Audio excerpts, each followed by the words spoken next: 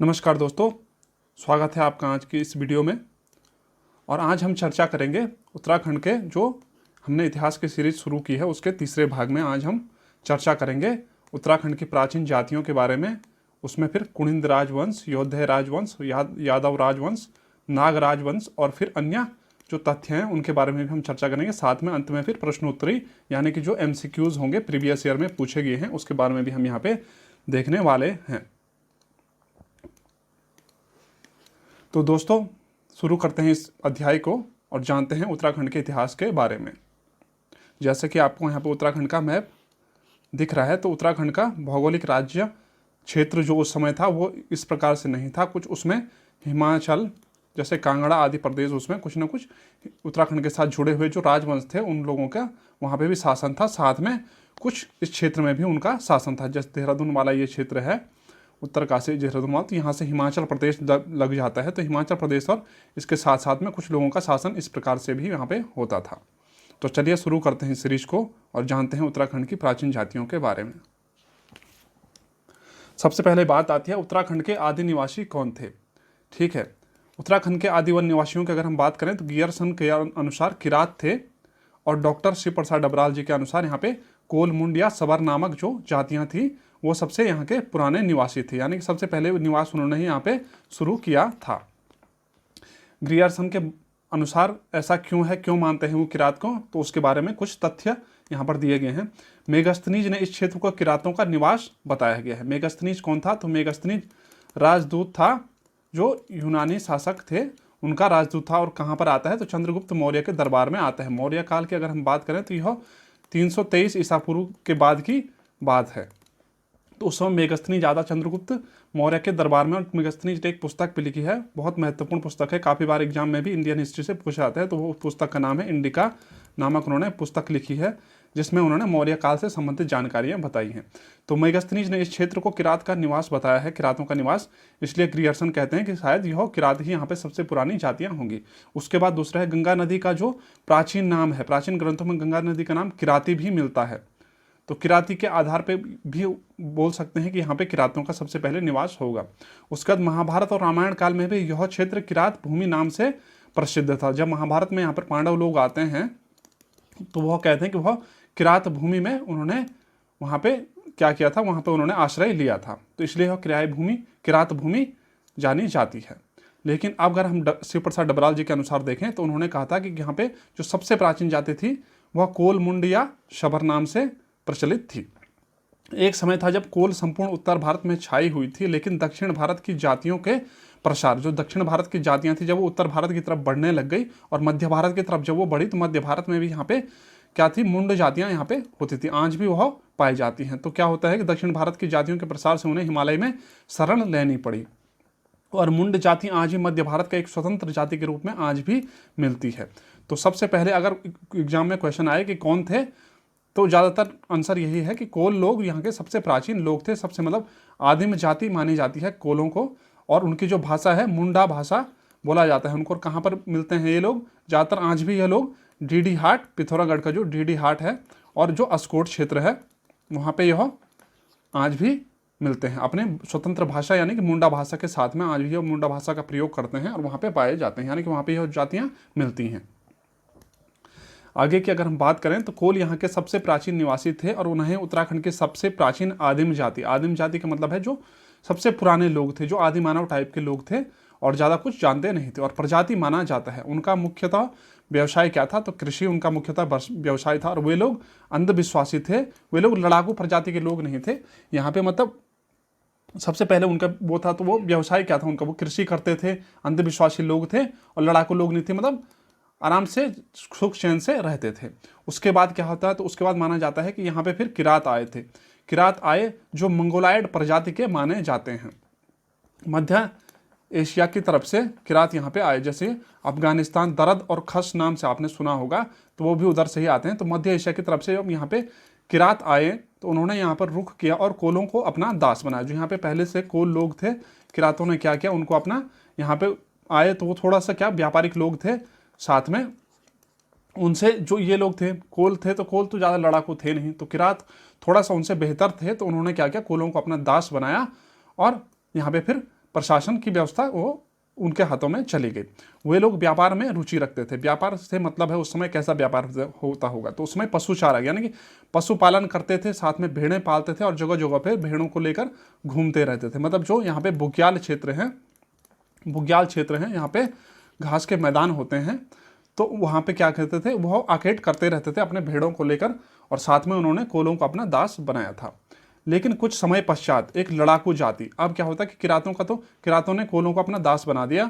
उसके बाद वो यहाँ पे प्रशासन की व्यवस्था देखने लगे। प्रशासन से मतलब है मतलब सबसे उच्च तौर पे वो रहने लगे। उसके बाद क्या होता है कि फिर यहाँ पे एक और प्रजाति आती है या जाति आती है, वो लड़ाकू जाति थी, उसे खस नाम से जाना जाता है।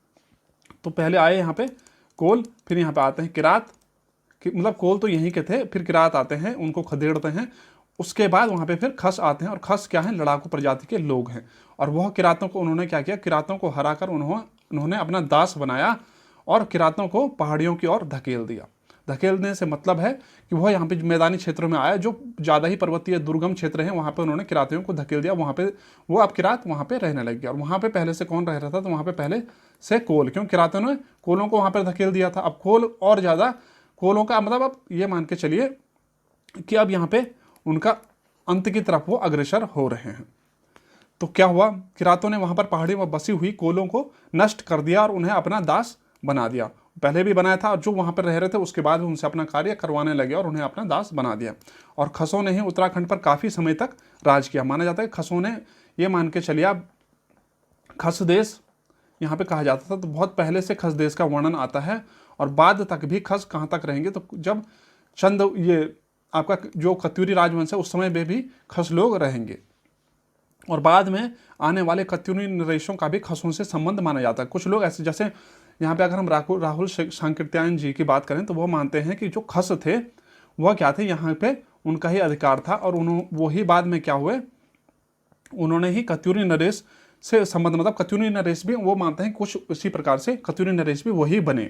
और खसों ने यहाँ पर बौद्ध धर्म का प्रचार प्रसार भी किया था। अब बौद्ध धर्म के अगर हम प्रचार प्रसार की बात करें, तो बौद्ध धर्म यानी कि बुद्ध का जन्म 563 ईसा पूर्व के आसपास होता है, और 480 के आसपास उनकी क्या होती है, तो उनको निर्वाण प्राप्त हो जाता है, यानी उनकी मृत्यु हो जाती है।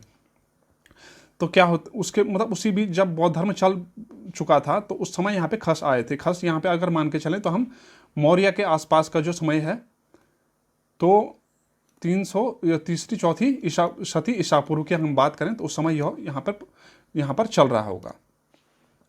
उसके बाद आगे है, खसों ने पहली बार उत्तराखंड में सामाजिक व्यवस्थाओं को शुरू किया था। सामाजिक व्यवस्थाओं मतलब जो समाज से संबंधित जो व्यवस्थाएं थी उन्होंने यहाँ पे शुरू की थी। और बहुत एग्जाम में भी पूछा जाता है ये प्रथाओं के बारे में। तो क्या क्या प्रथा थी, पहली प्रथा थी घर जवाई प्रथा। ठीक है, घर जवाई प्रथा आपको पता ही होगी कि खसों द्वारा किरातों या कोलों में विवाह होने पर, मान के चलिए कि एक खस व्यक्ति है या खस परिवार है, उन्होंने किसी किरात परिवार में शादी की, तो क्या होता था, अगर किरातों की लड़की है तो लड़की लेके तो आ जाएंगे, कोई दिक्कत नहीं है। लेकिन अगर खसों की लड़की है और उन्होंने किरातों के परिवार में शादी करनी है, तो किरातों को क्या कहते थे कि हम तुम्हारे परिवार में, उनको थोड़ा हेय दृष्टि से देखते थे, तो वो कहते कि हम तुम्हारे परिवार में नहीं भेजेंगे, लड़की हमारे पास ही रहेगी, और लड़का जो है आपका वह क्या होगा, घर जवाई बनकर रहेगा। तो इस प्रकार इन्होंने घर जवाई की प्रथा शुरू की थी। घर जवाई तो आपको पता ही होगा, मतलब जो शादी के बाद भी पति का लड़की के ही घर पर रहना को क्या कहते हैं, घर जवाई प्रथा। उसके बाद जेठा प्रथा इन्होंने शुरू की थी। जेठा प्रथा का मतलब है पिता के ज्येष्ठ पुत्र ही संपत्ति का सबसे अधिक स्वामी होगा। और दूसरा बात है राजा का पुत्र राजा। जैसे राजा का पुत्र जो होता था तो वह क्या होता था, राजा ही होता था। और राजा का पुत्र अगर मर जाए तो उसका जो नाती होगा वह राजा बनेगा। ऐसा नहीं है कि राजा का जो भाई है उसका वह राजा बनेगा, इस प्रकार से नहीं होता था। राजा का पुत्र राजा, फिर राजा का अगर पुत्र ये राजा मर गया तो इसका बेटा ही राजा बनेगा, ऐसा नहीं कि इसका भाई राजा बन जाएगा। तो इस प्रकार से क्या होता था कि ज्येष्ठ प्रथा हमेशा से इसमें चलती थी। तीसरा है झटेला प्रथा। तो झटेला प्रथा काफ़ी बार एग्जाम में पूछा भी किया है। तो किसी विवाहित पुरुष की मृत्यु होने पर उसकी पत्नी और उसकी पत्नी के द्वारा दूसरा विवाह करने के बाद, मतलब ये जैसे कोई दो व्यक्तियों की शादी हुई तो पति पत्नी का एक बेटा हुआ, मान के चलो एक बेटा होता है, और क्या होता है कि उसके बाद पति की मृत्यु हो जाती है, पति की डेथ हो जाती है, तो पति क्या होगा, अब जो पत्नी है वो दूसरी अगर शादी करती है तो दूसरी शादी में उसका जो पहले पति से उसका बेटा भी है, तो दोनों अब उस पति के साथ में जो नया पति है उसके साथ में जाएंगे तो क्या होगा कि जो पुराना पति का बेटा है वह क्या कहलाएगा, झटेला कहलाता था। तो उसका जो है वहाँ पे मतलब जो संपत्ति में उसका स्वामित्व बनाने के लिए, स्वामित्व के अधिकार को देने के लिए झटेला प्रथा शुरू की गई थी। मतलब यदि जो पहले पति का पुत्र है वह झटेला कहलाता और संपत्ति में उसका स्थान उसको मिला जाता था, उसका अधिकार भी उसमें दिया जाता था। जो नए पति के साथ में जो संपत्ति है तो उसके संपत्ति में उसको अधिकार दिया जाता था और उसी को झटेला प्रथा उन्होंने शुरू की थी। तो किसने शुरू की थी ये प्रथाएं? तो ये प्रथाएं खसों ने शुरू की थी। आगे हम बात करते हैं। तो इस प्रकार ये उत्तराखंड की जो प्राचीन जातियां थी उसके बारे में हमने समझा। और उसके बाद जो अब राजवंश की अगर हम बात करें, उत्तराखंड का सबसे प्राचीन राजवंश की अगर हम बात करें, सबसे प्राचीन राजनीतिक शक्ति हम कह सकते हैं, तो वह कौन थे? तो कुणिद लोग वह थे। और कुणिद की जानकारी कैसे प्राप्त होती है? तो दो तरह से प्राप्त होती है। एक तो साहित्यिक स्रोत और दूसरा है पुरातात्विक स्रोत, जिसमें हमें अभिलेख मुद्राएं हम पढ़ते हैं। और साहित्यिक स्रोत में जिसमें हमें धार्मिक ग्रंथ और गैर धार्मिक ग्रंथ भी हमें उनकी जानकारी मिलती है। तो धार्मिक ग्रंथ और गैर धार्मिक ग्रंथ क्या क्या हैं? तो महाभारत में भी कुणिदों के बारे में जानकारी मिलती है। विष्णु पुराण में भी थोड़ा सा जानकारी कुणिदों के बारे में मिलती है। अष्टाध्यायी में भी किसकी जानकारी मिलती है? तो कुणिदों की जानकारी मिलती है। और अष्टाध्यायी क्या है? एक व्याकरण है। व्याकरण की सबसे पुरानी पुस्तक या सबसे पहली पुस्तक हम मानते हैं। और किसने लिखी थी? तो पाणिनि ने यह पुस्तक लिखी थी। उसके बाद अर्थशास्त्र, कौटिल्य की अर्थशास्त्र भी क्या थी? तो उससे भी हमें कुणिदों के बारे में जानकारी प्राप्त होती है। थोड़ा थोड़ा इन पॉइंट को देख लेते हैं कि क्या क्या है। महाभारत में कुणिदों के लिए द्विज शब्द का प्रयोग हुआ है। द्विज का अर्थ अगर आप इंडियन हिस्ट्री पढ़ेंगे वैदिक काल में, तो द्विज का अर्थ होता है दो बार जन्मा हुआ। दो बार जन्मा हुआ। एक बार कब? एक बार जब जन्म हुआ और दूसरी बार जब जनेऊ धारण किया तो उसे द्विज, दूसरी बार जन्म लेना कहते थे। तो द्विज का अर्थ होता है दो बार जन्म हुआ। तो कुणिदों के लिए द्विज यानी कि श्रेष्ठ लोगों के लिए द्विज का प्रयोग होता था। तो कुणिदों के लिए द्विज शब्द का प्रयोग हुआ। साथ ही यह पांडवों का सुबाहु विषय में आना। अब मैंने जब पिछला लेक्चर में आपको पांडवों का सुबाहु विषय में बताया था कि पांडव जब बद्रीनाथ की यात्रा कर रहे होते हैं तो सुबाहु विषय में आते हैं। और सुबाहु विषय का मतलब है कि सुबाहु का जो राज्य था, सुबाहु कौन सा था? तो सुबाहु माना जाता है कुणिद राजवंश का ही एक राजा था। और सुबाहु की राजधानी कहाँ पर थी? तो श्रीपुर में उसकी राजधानी थी, यानी कि श्रीनगर, जो आज का श्रीनगर है, वहां पर उसकी राजधानी थी। और वहां पर रहना जो कि कुणिद राजा माना गया है। और सुबाहु का पुत्र कौन था? तो सुबाहु का पुत्र माना जाता है विराट, जिससे अर्जुन के पुत्र अभिमन्यु की शादी, उसकी बेटी की शादी हुई थी। विराट के बेटी की शादी किससे हुई थी? तो अर्जुन के पुत्र अभिमन्यु से हुई थी, ऐसा माना जाता है, ऐसा कहा गया है। विष्णु पुराण में कुणिदों के लिए कुलिंदो पश्य शब्द का प्रयोग है। आपने याद रखना है, एग्जाम में पूछा जा सकता है। और हिमालयी क्षेत्र में राज करने की बात इनके पता चलती है। कहाँ पे जो विष्णु पुराण है उसमें क्या है? कुणिदों के लिए कुलिंदो पश्य नाम से एक शब्द आता है और उनको बताया जाता है कि हिमालय क्षेत्र में उस टाइम पे वो राज कर रहे थे। उसके बाद जो पाणिनि की अष्टाध्यायी है, पाणिनि रचित इस व्याकरण पुस्तक में यहाँ के शासकों का 4वीं-5वीं शताब्दी ईसा पूर्व की बात है। क्योंकि यह जो अष्टाध्यायी है यह भी ईसा पूर्व की 4वीं-5वीं शताब्दी ईसा पूर्व की रचना है। तो उस समय पे यहाँ पे शासन के बारे में, इनके शासन के बारे में इसमें भी वर्णन मिलता है पाणिनि की इस पुस्तक में। फिर अर्थशास्त्र की हम बात करें तो अर्थशास्त्र, यहाँ के शासकों के लिए कुलिंद शब्द का प्रयोग हुआ है। कुलिंद और पुलिंद शब्द का प्रयोग भी हुआ है। कहाँ के लिए? तो यहाँ के जो शासक थे। और किस में हुआ है? तो अर्थशास्त्र में भी इसके बारे में हमें जानकारी प्राप्त होती है। उसके बाद है पुरातात्विक स्रोत क्या क्या हैं जो कुणिदों के बारे में जानकारी प्रदान करते हैं। तो अभिलेख की हम बात करें तो भरहूत अभिलेख, भरहूत में 4 अभिलेख जो हैं भरहूत के, तो हम मिले हैं। भरहूत किसका अभिलेख है? तो आपने अगर शुंग काल को समझा है तो पुष्यमित्र शुंग का अभिलेख है भरहूत अभिलेख। और भरहूत स्तूप की स्थापना भी वही करते हैं। कौन करते हैं? तो शुंग काल में पुष्यमित्र शुंग जो उसके संस्थापक थे, में भी कुणिदों से संबंधित जानकारी प्राप्त होती है। भरहूत अभिलेख में भी और मथुरा अभिलेख में भी इनसे ही संबंधित जानकारी प्राप्त होती है। मथुरा अभिलेख भी किससे संबंधित है? तो शुंग काल से ही वह संबंधित है, मथुरा अभिलेख भी। अशोक का कालसी का प्राचीन नाम क्या था? तो कालकूट था। कई बार एग्जाम में पूछा जाता है कि कालसी का प्राचीन नाम क्या है? तो कालकूट या कोलकूट भी इसे कहा जाता था। अशोक का कालसी अभिलेख शिलालेख से खोजकर्ता कौन थे इस शिलालेख के? तो जॉन फॉरेस्ट 1860 में इन्होंने इसकी खोज की थी। किसकी? कालसी अभिलेख के। अशोक का जो कालसी अभिलेख है। और कालसी कहाँ पर स्थित है? तो देहरादून जिले में वर्तमान में स्थित है। मैं भी यहाँ पर कुलिंद या पुलिंद शब्द का प्रयोग हुआ। यहाँ पर रहने वाले लोगों के लिए उपरांत शब्द एक आता है, उसका प्रयोग हुआ है और इससे भी अशोक के राज्य के सीमा के अंतर्गत बताया गया है। इसे क्या बताया गया है, जो यह राज्य था, मतलब जो कुणिंद का राज्य था, उसे क्या बताया गया है, तो अशोक की सीमा के अंतर्गत बताया गया है। कुणिंद राज्य जो अभी तक है तो वह राज तो कर रहा है, लेकिन अब क्या है कि एक अशोक क्या था, अशोक पूरे देश का राजा था। भाई अशोक का शासन कहाँ कहाँ, कुछ दक्षिण भारत के कुछ राज्यों को छोड़कर और कुछ पूर्वोत्तर भारत के राज्यों को छोड़कर अशोक तो सबका शासक था। तो अशोक का ही शासनकाल यहाँ पे चलता था और कुणिंद उस समय स्वतंत्र रूप से शासन नहीं कर रहे थे, अशोक के अंतर्गत ही वह शासन यहाँ पे कर रहे थे। जैसे कि सामंत व्यवस्था जो होती है उस प्रकार से एक व्यवस्था थी, तो अशोक के ही अंतर्गत वह, अशोक को वह कुछ नजराना या भेंट देते होंगे, तो उस समय अशोक के अंतर्गत ही पूरा यह राज्य हुआ करता था। उसके बाद अगर हम बात करते हैं मुद्राओं की, तो मुद्राओं से ही असल जानकारी प्राप्त होती है कुणिंद शासन के बारे में। तो कुणिंद राजवंश की जो जानकारी प्राप्त होती है उसमें सबसे महत्वपूर्ण है उनकी मुद्राएं, और काफ़ी बार एग्जाम में उनकी मुद्राओं से संबंधित सवाल भी पूछे जाते हैं। उनकी 3 प्रकार की मुद्राएं प्राप्त हुई हैं। पहली है अमोघ भूति या अमोध भूति, या अमोघ भूति या अमोध मूर्ति भी उनको कहा जाता है प्रकार की मुद्रा। तो यह मुद्राएं जो मिलती हैं अमोघ भूति प्रकार की जो मुद्राएं मिलती हैं, तो यह माना जाता है कि अमोघ भूति कोई महान प्रतापी शासक उस समय रहे होंगे कुणिंद शासन के।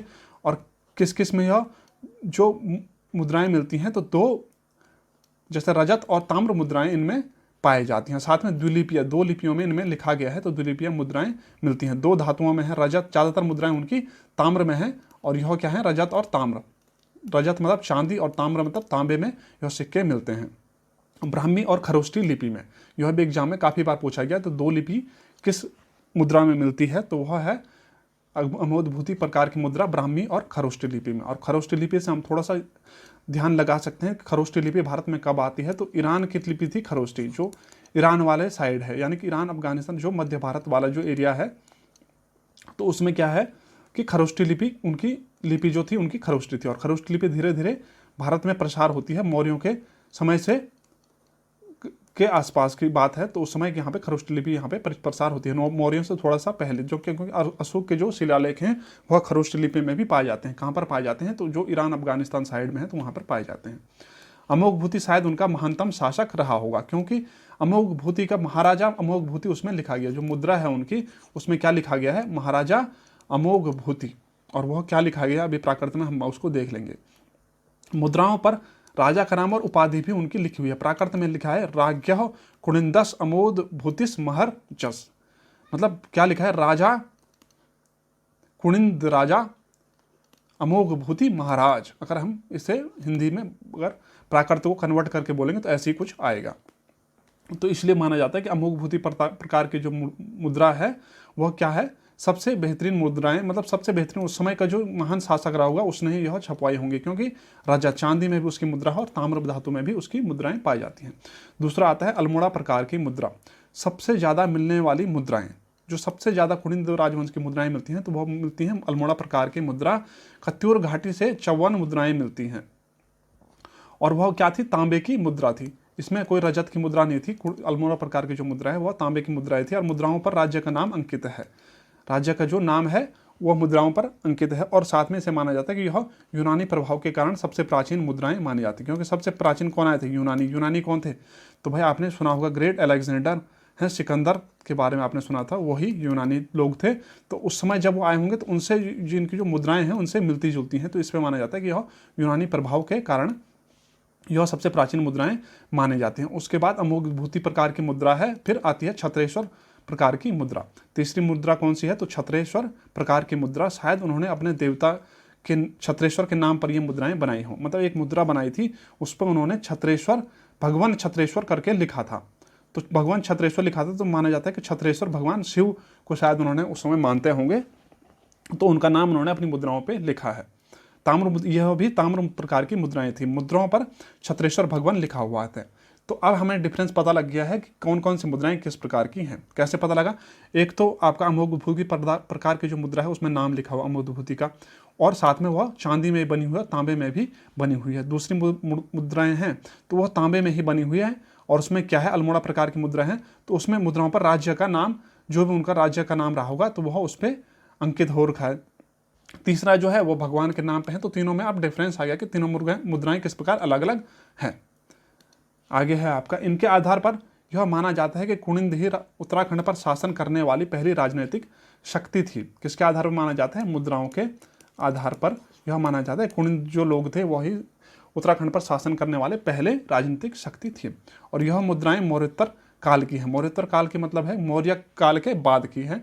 और यह भी माना जाता है कि उसमें कुनिंदों की राजधानी शत्रुघ्न नगर रही होगी, क्योंकि मौर्योत्तर काल में कुनिंद स्वतंत्र हो गए थे और अब वो पर्वतीय क्षेत्र से बाहर की तरफ बढ़ने लगे थे। क्या हुआ, जब यहाँ पे मौर्यों का शासन था, अशोक का शासन होगा, तो वह पर्वतीय क्षेत्र में चले गए थे। अगर उन्होंने स्वतंत्र शासन करना था तो पर्वतीय क्षेत्र में उनको जाना ही पड़ा, क्योंकि जो तराई और जो प्लेन एरिया है उस पर सब किसका शासन था? तो अशोक का शासन था। तो वह छोटे छोटे जगहों पर शासन कर रहे होंगे। तो उसकी राजधानी उन्होंने, महाभारत काल में उनकी राजधानी कहाँ थी? तो श्रीनगर मानी जाती है। उसके बाद उनकी राजधानी अशोक के टाइम पे हो सकता है कि यह भी माना जाता है कि कालसी कालकूट में उनकी राजधानी रही होगी। और जब मौर्योत्तर काल खत्म हो गया, अशोक का समय खत्म हो गया, जो मौर्य काल का पतन हो गया, उसके बाद जो समय आया तो उसमें उनकी राजधानी शत्रुघ्न नगर। तो शत्रुघ्न नगर आखिर वर्तमान में है कहाँ? तो यह माना जाता है कि शायद सहारनपुर यह होगा। सहारनपुर, वर्तमान का जो सहारनपुर है वहाँ पर शत्रुघ्न नगर होगा। कुनिंद राजाओं के मुद्राओं से अन्य नाम प्राप्त होते हैं जो कुछ इस प्रकार से हैं: विषदेव, अग्रराज, धनभूति, बलभूति, अमोदभूति, भानु तथा अन्य। और जो अल्मोड़ा मुद्राएं हैं, अल्मोड़ा पर से जो मुद्राएं मिलती हैं तो उसमें आशेक, गौमित्र, शिवदत्त, हरिदत्त ऐसे करके नाम भी उनके पाए जाते हैं। तो अब इन मुद्राओं में जो नाम है तो बहुत मिलते जुलते नहीं है। जैसे विषदेव हो गया, अग्रराज तो थोड़ा ऐसे नहीं लगता कि जैसे पारिवारिक नाम हो गया, क्योंकि विषदेव या धनदेव होता तो शायद माना जाता है कि भाई राजा के बाद राजा का बेटा ही शासन कर रहा है, लेकिन ऐसा नहीं मिलता है। धनभूति, बलभूति, अमोभूति में तो थोड़ा सा समानता पाई जाती है, लेकिन भानु तथा अन्य या फिर आशिक, गौमित्र में कुछ पता नहीं चलता है कि शायद एक ही परिवार का होंगे। तो इसे माना जाता है कि यह जो शासन था वो मतलब जो वंशानुगत नहीं होता होगा। ऐसा होता होगा कि एक गणराज्य टाइप का होता था तो कोई भी उसमें शासक बन सकता था। इस प्रकार से शायद माना जाता है। कुनिंदों का शासन पर्वतीय क्षेत्र पर ही रहा होगा, क्योंकि कुषाण शासन में भी वहां तराई पर कनिष्क ने अधिकार कर लिया था। कुनिंद फिर वापस भाग गए थे, कुषाणों ने उनको वापस, शकों ने और कुषाणों ने उनको वापस भगा दिया था आगे की ओर। और क्या होता है कि वो फिर पर्वतीय क्षेत्र में पहुंच चुके थे। बाद की बात है जब उत्तरवर्ती कुनिंद शासन की हम बात करते हैं। कुनिंद राजवंश के शासनकाल का चक्र 3 भागों में बांटा जाता है। कैसे कैसे? तो महाभारत काल 1500 से 900 ईसा पूर्व के आसपास की माना जाता है। कोई जानकारी नहीं मिलती, सिर्फ महाभारत में सुबाहु राजा की जानकारी मिलती थी, जिनकी राजधानी श्रीपुर यानी कि श्रीनगर थी। उसके बाद दूसरा है 900 से 200 ईसा पूर्व के बारे में गढ़ शासन माना जाता है। मतलब वंशानुगत कोई शासन नहीं था, गढ़ शासन था, अलग अलग राजा हुए हैं। कोई इस समय की भी कोई मुद्रा प्राप्त नहीं होती थी और राजधानी मानी जाती है कालकोट या फिर कालकूट, जिसे कालसी के नाम से भी जाना जाता है। तो वह इनकी राजधानी मानी जाती है। 300 से 200 ईस्वी, 200 ईसा पूर्व के बाद और 300 ईस्वी तक उत्तरवर्ती जो कुनिंद शासक थे, मुद्राएं प्राप्त होती, इनसे ही मुद्राएं प्राप्त होती हैं। और राजधानी कहाँ मानी जाती है? तो इनकी शत्रुघ्न नगर इनकी राजधानी मानी जाती है। उसके बाद अन्य राजाओं के नाम आशेक, गौमित्र, शिवदत्त, हरिदत्त अल्मोड़ा मुद्राओं से मिलते हैं। तो यह भी आपने पॉइंट नोट करके रखने हैं ताकि एग्जाम में अगर कहीं से भी क्वेश्चन आ जाए तो आप इजीली सॉल्व कर सकें। उसके बाद क्या होता है कि खसों के बाद हम क्या हुआ था कि जब खस आ जाते हैं यहाँ पे, कब आते हैं? तो किरात, यहाँ पे कोल के बाद किरात के बाद खस। तो खसों के बाद यहाँ पे शकों का शासन भी चलता। अब खस जब धीरे धीरे खत्म होने लगे तो फिर शकों का। राहुल सांकृत्यायन मानते हैं कि खस जो थे वो शक का उल्टा है, शक शायद होता होगा, तो शक का उल्टा ही खस है। तो मानते हैं कि खसों का ही एक ग्रुप क्या था? शक था। तराई और कुछ पर्वतीय क्षेत्रों में शक भी खस की तरह पशुपालक थे। तराई और कुछ पर्वतीय क्षेत्रों में इन्होंने शासन किया था। जब बाद की बात है, जब मतलब ये मान के चलो आप, जब उत्तरवर्ती कुनिंद शासन आ गए थे, अब अच्छा शासक नहीं होगा तो सीधी सी बात है दूसरे लोग आके उन पर हमला करेंगे और वह हार जाएंगे।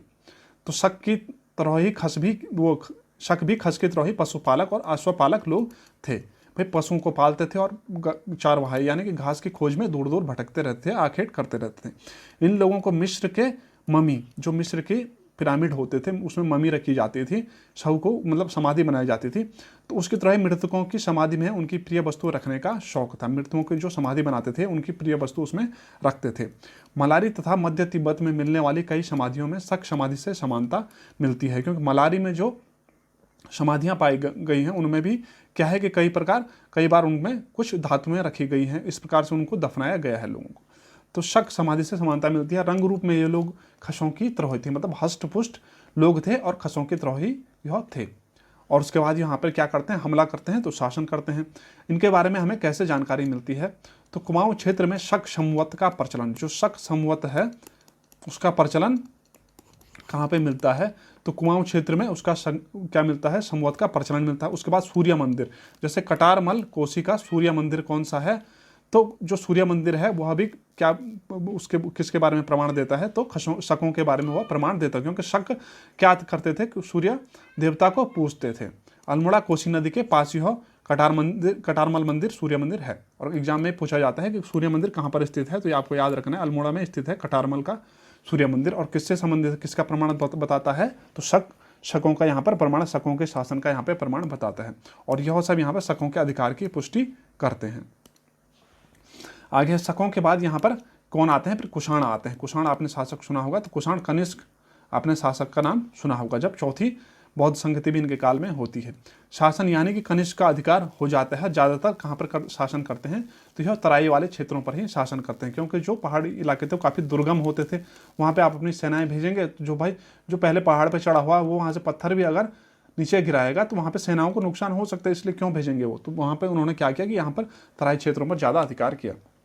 इनके जो साक्ष्य मिलते हैं कुषाणों के, तो वह वीरभद्र ऋषिकेश से मोरध्वज से मिलते हैं। मोरध्वज कहाँ पर है, तो कोटद्वार के आसपास वाले क्षेत्र को उस समय मोरध्वज कहते थे। गोबिषाण यानी कि गोबिषाण को क्या कहते हैं वर्तमान में, काशीपुर से कुषाणकालीन अवशेष मिलते हैं, उनकी मुद्राएं मिल जाएंगी या कुछ अवशेष इस प्रकार से उनके मिल जाएंगे। कुषाणों के बाद यहाँ पर गुप्त साम्राज्य का अधिकार था। गुप्त, अगर हम भारत में गुप्त साम्राज्य 320 ईस्वी के आसपास की बात करें, चंद्रगुप्त, ठीक है, श्रीगुप्त, चंद्रगुप्त और फिर समुद्रगुप्त और चंद्रगुप्त विक्रमादित्य, इस प्रकार से गुप्त साम्राज्य चलता है। और यहाँ पर जो भी राजा थे वह उनके अधीन थे, मतलब गुप्तों के अधीन यह राजा थे। तो कैसे पता चलता है गुप्तों के अधीन थे, वो हम देख लेते हैं। लेकिन स्कंदगुप्त के बाद अब गुप्तों का पतन शुरू हो रहा था, फिर यहाँ पर राज्य क्या होने लगे, स्वतंत्र होने लगे। जो गुप्तों के बारे में यहाँ पे जानकारी मिलती है, तो समुद्रगुप्त की प्रयाग प्रशस्ति, प्रशस्ति क्या होता है, तो प्रशस्ति मतलब राजा के बारे में या उसकी तारीफ में लिखे हुए जो प्रशस्ति, जो पत्र होते हैं, तांबे पे लिखे हुए या किसी पे भी लिखे हो, तो वो जो पत्र होते हैं जो लिखा हुआ है राजाओं की, जो राजा के बारे में या राजा की जो क्या कहेंगे, राजा के लिए जो पत्र लिखे हैं, जो राजा की बड़ाई में जो पत्र लिखे गए हैं उनके प्रशस्ति बोला जाता है। तो समुद्रगुप्त की जो प्रयाग प्रशस्ति है, उनका राज्य उत्तर सीमा तक था। और यहाँ प्रयाग प्रशस्ति से पता चलता है कि उनका राज्य क्या था, कि उनका राज्य उत्तर सीमा तक था। और कहाँ पर तक था, तो उत्तरी भाग में, यानी कि जो उत्तराखंड वाला क्षेत्र था वहाँ पर भी उनका राज्य था। और जो राजा उनके यहाँ पर शासन कर रहे थे वह उनके अंतर्गत बताए जाते हैं, किसकी, समुद्रगुप्त की प्रयाग प्रशस्ति से। तो यह भी एग्जाम में आने लायक पॉइंट है। इसके बाद उत्तराखंड में कुछ अन्य राज्य हुए, जैसे यौधेय, यादव, नागवंश, कालसी में वार्षगण्य, गोत्रीय वंश, इस प्रकार से कुछ अन्य राज्य भी यहाँ पे हुए हैं। कब, उत्तरवर्ती, जब गुप्त साम्राज्य अब चलने लग गया था तो गुप्तों के अंतर्गत थे। गुप्त के बाद जब स्कंदगुप्त का समय आया तो धीरे धीरे फिर गुप्त साम्राज्य कमजोर होने लगा और यहाँ पर जो राजा थे वह अपने आप को स्वतंत्र घोषित करने लगे। तो फिर नए नए यहाँ पे राज्य हुए। तो कौन कौन से राज्य हुए, यौधेय राजवंश माना जाता है। उनका शासन, जो शासनकाल है 3-4 ईस्वी, यानी कि तीसरी चौथी ईस्वी शताब्दी में काफ़ी शक्तिशाली उनको माना जाता है। उन्होंने अपने राज्यों को कांगड़ा, शिमला, जौनसार बाबर, कालों का डांडा यानी कि जो लैंसडौन वाला जो क्षेत्र है, पौड़ी गढ़वाल में जो क्षेत्र है, और सहारनपुर तक भी उन्होंने क्या किया था, अपने राज्यों को फैलाया था। यौधेय राजवंश कहाँ कहाँ थे, तो कांगड़ा, शिमला, जौनसार बाबर, कालों का डांडा और सहारनपुर तक उन्होंने अपना राज्य फैलाया था। और इसकी जानकारी उनकी वहाँ पर मुद्रा मिलती है, इसकी जानकारी से प्राप्त होती है इसकी जानकारी, तो वहाँ पर उनकी मुद्राएं मिलती हैं। उन्होंने कुषाणों को भी खदेड़ा, उन्होंने जो कुषाण शासन यहाँ पे थे उनको भी खदेड़ने में उनका बड़ा हाथ माना जाता है, कि उन्होंने यहाँ से जो कुषाणों का शासन चल रहा था, कुषाण यहाँ पे आ गए थे तो उन्होंने उनको खदेड़ा यहाँ से और यहाँ से भगाया यौधेयों ने। उसके बाद है यादवों ने। तो यादव लाखामंडल में इनका राज्य माना जाता है, क्योंकि वहाँ के खंडित जो शिलालेख है उससे पता चलता है कि यमुना के किनारे वाला क्षेत्र उनके राज्य के अंतर्गत था, यदुवंशियों के अंतर्गत था। तो यहाँ आपने याद रखना है यादवों का राज्य कहाँ पर था, तो लाखामंडल वाला जो क्षेत्र है। यहाँ पर राजकुमारी ईश्वरा की लाखामंडल प्रशस्ति मैंने आपको बता दिया क्या होता है। राजकुमार ईश्वरा की लाखमंडल प्रशस्ति से यदुवंशीय राजाओं के बारे में हमें पता चलता है। प्रशस्ति से इस राजवंश के 11 पीढ़ियों और 12 शासकों के नाम मिलते हैं और जो शायद गुप्त काल से लेकर वर्धन वंश के समय के बीच के माने जाते हैं। जो राजकुमारी ईश्वरा की लाखमंडल प्रशस्ति कहाँ पे पाई जाती है? राजकुमारी ईश्वरा की जो प्रशस्ति पाई जाती है कहाँ से पाई जाती है? तो लाखमंडल से वह प्रशस्ति पाई जाती है। एग्जाम में काफ़ी बार यह क्वेश्चन भी पूछा गया है। और इनकी राजधानी कहाँ पर मानी जाती है यदुवंशियों की या यादवों की? तो सिंहपुर में इनकी राजधानी बताई जाती है। इसके बाद है मध्य हिमालय के क्षेत्र में नागवंशी राजाओं का पता चलता है जिन्होंने लगभग 6 से 7वीं ईस्वी में शताब्दी में यहाँ पे राज किया होगा। कैसे पता चलता है इनके बारे में? तो गोपेश्वर के त्रिशूल लेख, जो गोपेश्वर चमोली गढ़वाल जिले में है, तो उसके जो त्रिशूल लेख में 4 नाग राजाओं के नाम दिए गए हैं। कौन कौन से हैं? तो स्कंद नाग, विभु नाग, अंशु नाग और गणपति नाग, 4 राजाओं के उसमें नाम मिलते हैं। किसमें? तो जो गोपेश्वर का त्रिशूल लेख है। एग्जाम में यह पूछा जाता है कि त्रिशूल लेख कहाँ से प्राप्त हुआ है? तो कहाँ से प्राप्त हुआ है? आपका गोपेश्वर चमोली गढ़वाल से वह प्राप्त हुआ है। उसके बाद आता है युग शैल का वारसगण्य गोत्रीय वंश। ज़्यादा जानकारी प्राप्त नहीं होती है, थोड़ा बहुत ही इनके बारे में आपको याद रखना है। कालसी में इनका राज्य था, जो कालकूट वाला क्षेत्र था, तो वहाँ पे वारसगण्य गोत्रीय वंश का राज्य था। यमुना के किनारे वाला ही यह क्षेत्र भी है। इनके प्रतापी राजा शीलवर्मन एक राजा माने जाते हैं कि जिन्होंने अश्वमेध यज्ञ उस समय किया था। और कहाँ पे किया था? यमुना के किनारे वाला राज्य इनका क्षेत्र माना जाता है। कहाँ? कालसी में। कौन सा राज्य है, कौन सा वंश है? तो वार्षगण्य गोत्रीय वंश, युगशैल का वार्षगण्य गोत्रीय वंश। और शीलवर्मन को आपने याद रखना है कि अश्वमेध यज्ञ किया था, कालसी में इनका राजा था। परवर्ती कुणिंद राजा। उसके बाद जो भाई अब कुणिंद कहीं ना कहीं तो कुछ ना कुछ बचे ही होंगे, अब सारे तो खत्म नहीं होंगे, पर्वतों की तरफ वो भले ही भाग के चले गए, लेकिन अब उनका कई माना जाता है कि कुरुतपुर राज्य का उत्तराधिकारी, यानी कि राजा कुरुतपुर राजा भी उनको माना जाता है। और कुरुतपुर भी कार्तिकेयपुर भी उनको बोला जाता है। तो माना जाता है कि कुणिंद राजा ही शायद कार्तिकेयपुर के शुरुआत उनसे ही हुई होगी। वह जब हम कार्तिकेय वंश या कत्यूरी वंश को हम पढ़ेंगे तो उसके बारे में फिर हम वहाँ पे चर्चा करेंगे। परवर्ती कुणिंद राजाओं के क्षेत्र में अब कुषाण योद्धे वंश का शासन चल रहा था, परंतु फिर भी कुणिंद शासक कहीं पर अभी भी शासन कर रहे थे, छोटे स्तर पर ही अब ये शासन कर रहे थे। उसके बाद है अगले भाग में हम क्या क्या पढ़ने वाले हैं। तो हर्षवर्धन के दौरान यहाँ की राजनीतिक स्थिति, पौरव राजवंश अराजकता का काल और कार्तिकेयपुर राजवंश का उदय भी हम अगले जो लेक्चर है उसमें हम इसमें जानने की कोशिश करेंगे क्या क्या। तो हर्षवर्धन का काल है यहाँ पे 6वीं 7वीं शताब्दी का जो समय है। उसके बाद यहाँ पे पौरव राजवंश, और यहाँ पे जो आते हैं कौन? तो यहाँ पे जो चीनी यात्रियों आते हैं वहेनस्वांग वगैरह, तो उनका जो उल्लेख है यहाँ के बारे में वो भी हम पढ़ने की कोशिश करेंगे अगले लेक्चर में। और अब हम देख लेते हैं कुछ Q&A यानी कि क्वेश्चन एंड आंसर MCQ हम यहाँ पे देख लेते हैं कि आपने क्या क्या अभी तक सीख लिया है। स्कंद पुराण में गढ़वाल के लिए प्रयुक्त नाम क्या है? 4 ऑप्शन है आपके, केदारखंड, मानसखंड, हिमवंत या फिर पर्वत। तो इसका दोस्तों सही उत्तर हो जाएगा, स्कंद पुराण में गढ़वाल के लिए प्रयुक्त नाम है केदारखंड। अगर आपने यह नहीं पढ़ा है तो पिछले लेक्चर में हमने बताया है कि यहाँ पे जो पौराणिक ग्रंथों के आधार पर यहाँ की जो उत्तराखंड का जो आद्य इतिहास हमें पता चलता है, तो उसके बारे में हमने पिछले लेक्चर में सारा समझाया है। आपने अगर तक वो नहीं देखा है तो आप उसे देख सकते हैं। तो केदारखंड, स्कंद पुराण में गढ़वाल के लिए केदारखंड नाम प्रयुक्त होता है। उसके बाद है अशोककालीन शिलालेख हमें किस स्थान से प्राप्त होता है? तो अभी मैंने थोड़ी देर पहले आपको बताया था, जॉन फॉरेस्ट ने 1860 में एक शिलालेख की खोज की थी, अशोक के शिलालेख। और वो कहाँ से प्राप्त होता है? ऑप्शन है आपके कालसी, श्रीनगर, गोबिसाण या फिर वीरभद्र। तो सही उत्तर हो जाएगा आपका कालसी। कालसी से हमें क्या मिलता है? अशोककालीन शिलालेख प्राप्त होता है। उसके बाद है कटारमल स्थित सूर्य मंदिर में किसके यहाँ होने का साक्ष्य है, या किस प्रजाति या जाति के यहाँ होने का साक्ष्य मिलता है? शुंग के या फिर कुषाणों के या फिर शकों के या फिर खसों के। तो किसके बारे में पता चलता है? हमें शकों के बारे में पता चलता है सूर्य मंदिर से। कौन से सूर्य मंदिर से? कटारमल सूर्य मंदिर अल्मोड़ा का। उसके बाद है प्रसिद्ध गुफा शैलचित्र लाखू उड्यार कहाँ पर स्थित है? चमोली में, अल्मोड़ा में, श्रीनगर में या फिर उत्तरकाशी में। तो इसका सही उत्तर हो जाएगा अल्मोड़ा में यह लाखू उड्यार प्रसिद्ध है। चमोली में कौन सा है? तो गोरखिया उड्यार चमोली में स्थित है। उसके बाद है उत्तराखंड के संबंध में सर्वप्रथम लिखित उल्लेख किस ग्रंथ में मिलता है? उत्तराखंड के संबंध में सर्वप्रथम लिखित जो उल्लेख है उत्तराखंड के बारे में कहाँ से मिलता है? ऋग्वेद में, सामवेद में, महाभारत में या फिर पुराण में। तो सबसे पहले उल्लेख कहाँ पर प्राप्त होता है उत्तराखंड का? तो वह है ऋग्वेद में सबसे पहले उल्लेख उत्तराखंड का प्राप्त होता है। वशिष्ठ गुफा और वशिष्ठ आश्रम कहाँ पर स्थित हैं, यह भी पिछले लेक्चर में हमने बता रखा है। ऑप्शन है यहाँ पे देहरादून, चमोली, टिहरी गढ़वाल या फिर पौड़ी गढ़वाल। तो इसका सही उत्तर है टिहरी गढ़वाल में यह स्थित है। कहाँ पे? बिसोन नामक पर्वत पर वशिष्ठ गुफा और वशिष्ठ आश्रम स्थित है। उसके बाद 2 क्वेश्चन लास्ट में बच जाते हैं, तो यह क्वेश्चन मैं आपके लिए दूंगा ताकि आप कमेंट में इनका आंसर हमें बता सकें। प्राचीन साहित्य में कुमाऊं क्षेत्र को क्या कहा गया है? ऑप्शन है आपके केदारखंड, मानसखंड, देवभूमि या फिर पुण्य भूमि। आपने पिछला लेक्चर देखना है, वहां से आपको समझ में आ जाएगा, इसका आंसर वहां से आपको पता लग जाएगा। राजकुमारी ईश्वरा की प्रशस्ति लेख कहाँ से प्राप्त होता है? राजकुमारी क्या है? ईश्वरा की प्रशस्ति लेख कहाँ से प्राप्त होता है? तो यह भी आप इस लेक्चर को अगर ध्यान से देखें तो यह आपको उत्तर पता लग जाएगा। पौड़ी से, लाखामंडल से, कालसी से या फिर कुमाऊं से। तो यह दोनों आपको कमेंट करके हमें बताने हैं इसके बारे में।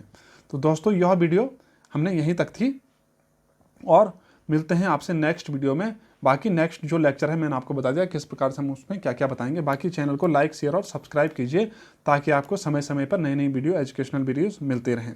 और मिलते हैं दोस्तों आपसे नेक्स्ट वीडियो में, तब तक के लिए धन्यवाद।